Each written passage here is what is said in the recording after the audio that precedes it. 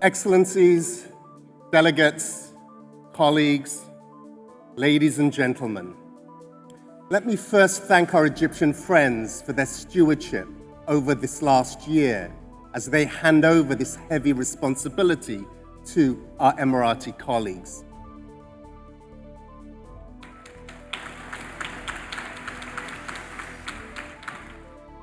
And let us be clear, this is a heavy responsibility. Colleagues, this process reminds me of watching my baby son, Joe, crawling across the sharp grasses of my parents' island home.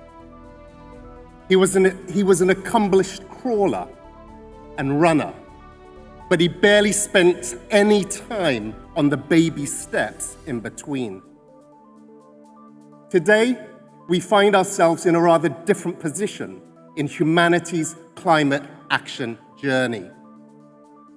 We are taking baby steps, stepping far too slowly from an unstable world that lacks resilience to working out the best responses to the complex impacts that we are facing. We must teach climate action to run. Because this has been the hottest year ever in humanity. So many terrible records were broken, and we are paying the price with people's lives and livelihoods.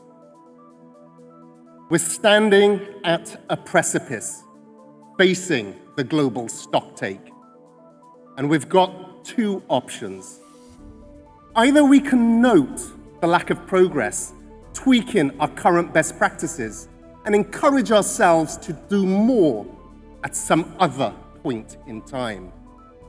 Or we decide at what point we'll have made everyone on the planet safe and resilient. We decide to fund this transition properly, including the response to loss and damage. And we decide to commit to a new energy system. If we do not signal the terminal decline of the fossil fuel era as we know it, we welcome our own terminal decline, and we choose to pay with people's lives. If this transition isn't just, we won't transition at all. And that means justice within and between countries, sharing benefits across society, ensuring that everyone, women, indigenous peoples, and youth in all their diversity have equal opportunities to benefit from these transitions. Last year, I said we were going to do things differently.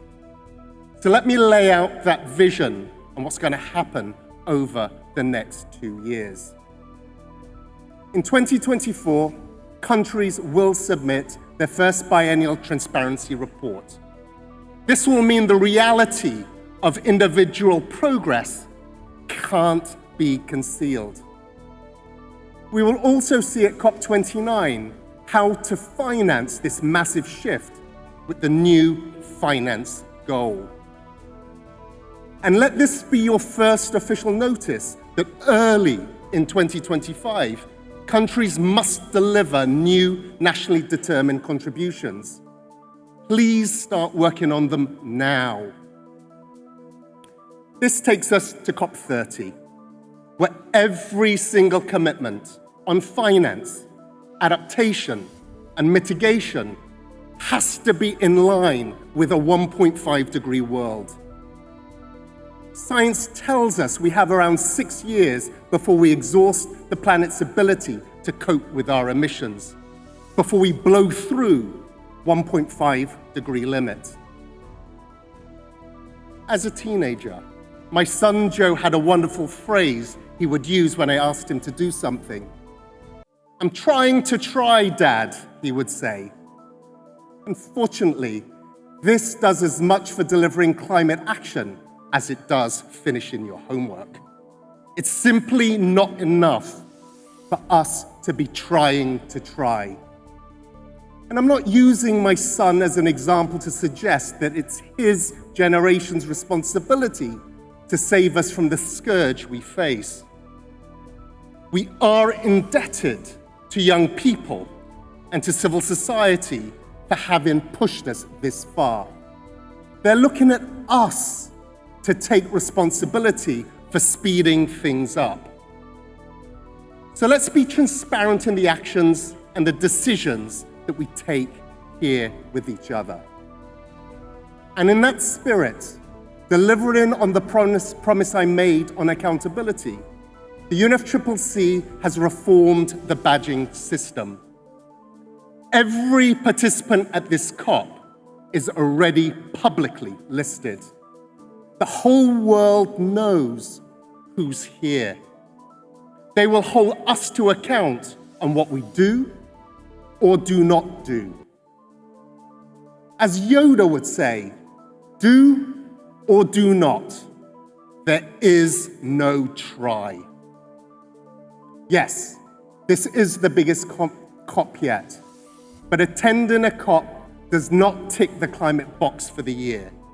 The badges around your necks make you responsible for delivering climate action here and at home. To further ensure accountability, I'm committing the UNFCCC to tracking all announcements made and initiatives launched, so that long after the cameras have gone, we can ensure our promises continue to serve the planet. Dear delegates, the UNFCCC, as custodians of this process, is here as the impartial facilitator.